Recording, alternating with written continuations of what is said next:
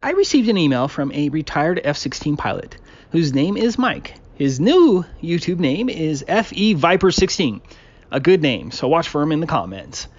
I spoke to Mike on the phone today, but he wishes to remain anonymous, and I will certainly honor that. Again, if you are a professional and would like to talk to me about the unique perspective of the flat earth related to your expertise, please email me at tabooconspiracy@gmail.com. I will always keep your information confidential if that is what you want. I do hope this information will lead to more flat earth investigations because these radar systems and the aircraft using them are fascinating, and the flat earth evidences they introduce are indisputable. I wish I could share my full discussion with Mike because it was awesome, as this retired Air Force pilot confirmed that he definitely flew over a flat and stationary Earth and that none of the systems of his aircraft were designed with the curvature in mind. Now, I might make some mistakes here, and I do apologize for that, as the information was complex for me, but Mike did say that he might stick around and answer your legitimate questions in the comment section. An F-16 can fly up to 1,500 miles per hour, and may be intercepting another craft flying in the opposite direction at the same or a different altitude at similar speeds. Breaking it down, 1,500 miles per hour is 250 miles in just 10 minutes. As Mike discovered, the paramount problem with the globe is 8 inches per mile squared. The infamous and quite accurate formula that calculates the alleged curvature drop if the globe were real. That easy to understand formula absolutely destroys the globe because no one has seen or accounts for that insane amount of curvature drop ever. But for an F-16 flying at 1,500 miles per hour, that would be a curvature adjustment of approximately 42,000 feet in just 10 minutes. But no pilot makes that ridiculous curvature adjustment.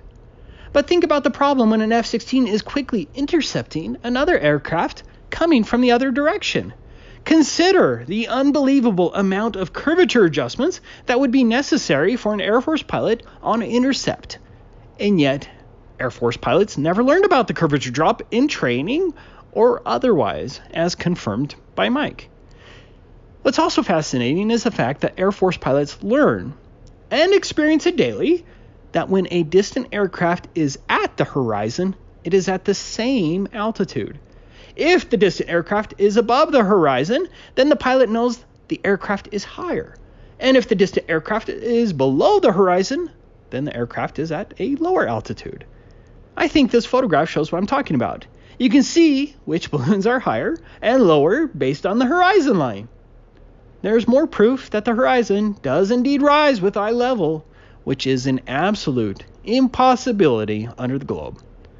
But getting back to the non-existent curvature adjustments, the globe propagandists would probably answer that the aircraft automatically adjusts because of some magical force of gravity, automatically pulling the nose down of the aircraft to strangely maintain equal altitude, or that the varying air pressure densities keep the aircraft at the same altitude. I've heard both of these silly explanations, but that brings us to Mike's information. This is with respect to the AN/APG-68 long-range radar system. It has a range up to 184 miles. Here's a picture of what the operation screen looks like in the cockpit of an F-16. This will make more sense in a little bit. Essentially, as an F-16 pilot, Mike would fly with a wingman or maybe 3 other F-16s in formation. Each pilot, using his radar system, would then have the responsibility to sweep a key portion of the sky in front of the aircraft based on the F-16's position. This is for maximum efficiency. For example, if there were 2 F-16s in formation, the one on the left would sweep a section of the sky on the left. The F-16 on the right would sweep a section of the sky on the right. Makes sense, right? These aircraft don't sweep the entire sky, but only a key angled segment of the sky, like 60 degrees up, 60 degrees down, 60 degrees to the left, or 60 degrees to the right. So if, say, 4 F-16s are in formation, one pilot may have the duty to sweep his radar looking for aircraft at 10,000 feet and above on the right side. Do you see the problem yet? What is a radar sweep at 10,000 feet on the alleged globe at 80 miles ahead? Because 10,000 feet at Mike's point of view would not be 10,000 feet 80 miles ahead at the enemy's position. In actuality, that aircraft would be much higher than 10,000 feet than what the F-16's radar would indicate if we lived on a globe. Instead, the computer radar system is based on a flat map. None of the radar readings would be accurate, and enemy aircraft would exploit these problems all the time if we lived on a globe. Just think about it. How could you lock, track, and acquire an enemy aircraft when the height curvature adjustments would throw the whole matter into disarray? Here's a short 4-minute clip from an online tutorial for an F-16 simulator that talks about how the F-16 radar system works. But I think it'll help you understand Mike's information, but you're welcome to skip ahead 4 minutes if you're impatient.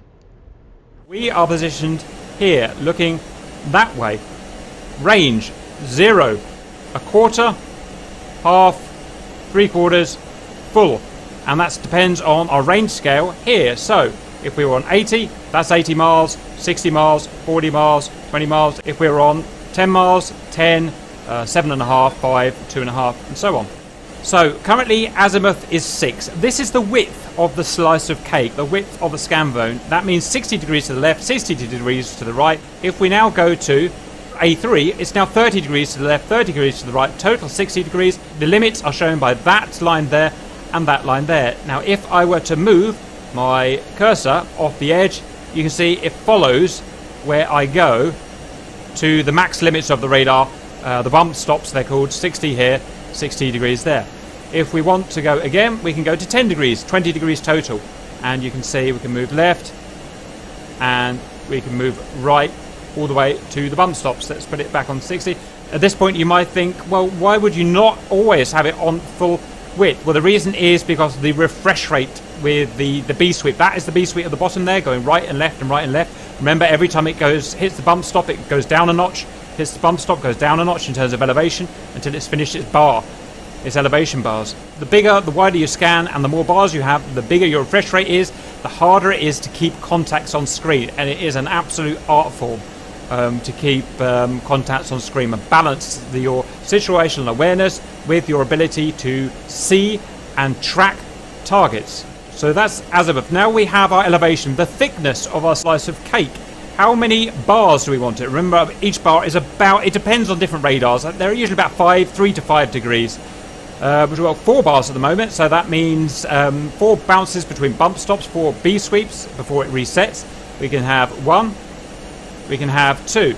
So this will give us the maximum size elevation, this will give us the smallest size, this will give them the medium size.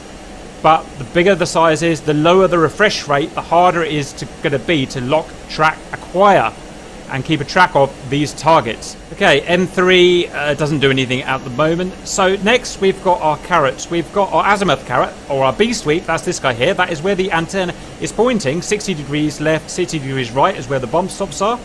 This is our elevation, so that you can see it will go down in 4 bars, then back up to the top.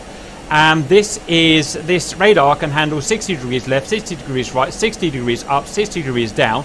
So this is 0 degrees azimuth, this is 0 degrees elevation.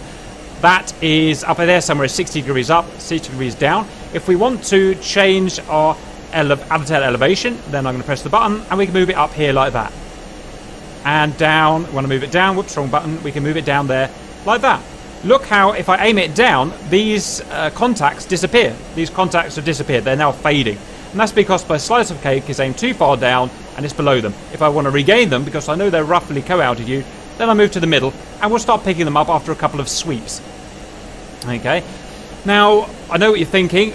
I can know what angle this elevation is set to, but in real terms, what actual altitude is that set to? And that's where these 2 numbers here, you'll be using these 2 all the time. Note that wherever I move this cursor, these 2 numbers change. You will always be looking at them. What they are saying is, at the range that I've got this cursor set, which currently is 40 miles. Remember, we're on 80 miles there, so 80 miles there, 0 miles there, 40 miles there.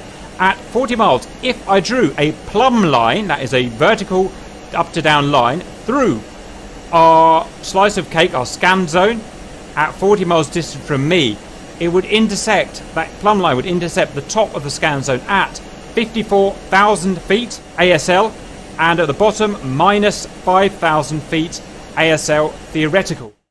I don't want to bore you much longer, so let's get to Mike's email. I have a bit of knowledge from my days as an F-16 pilot that I need to share with someone. I respect your work and thought you might be another great person to pass this to. I don't have, nor do I want, a platform, so here you go. If you decide to verify what I'm telling you and have questions, feel free to contact me here. This will be tough to illustrate with words, but I'll try. The F-16 has a radar called an APG-68. At least it did 18 years ago when I last flew it. The radar, in air-to-air mode, has the ability to scan forward plus or minus 60 degrees of the nose, 120 degrees, plus a back-and-forth elevation selectable of 1, 2, or 4 bars or rows. In other words, in 1 bar, it simply sweeps level relative to the aircraft bank back and forth at the same elevation.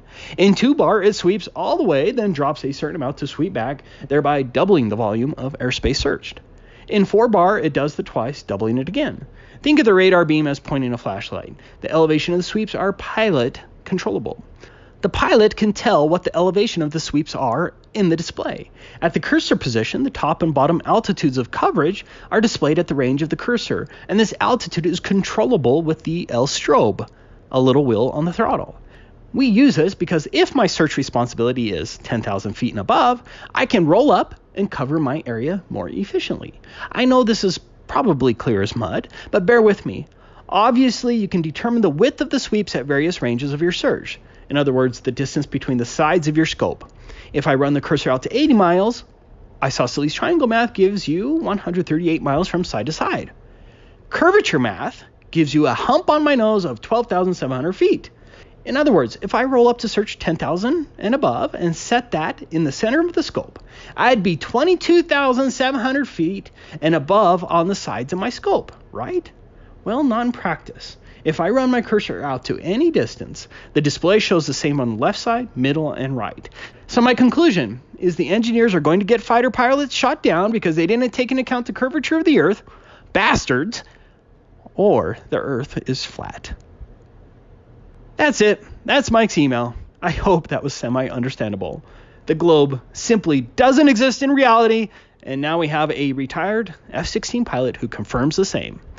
Hope you enjoyed the video. Love to all.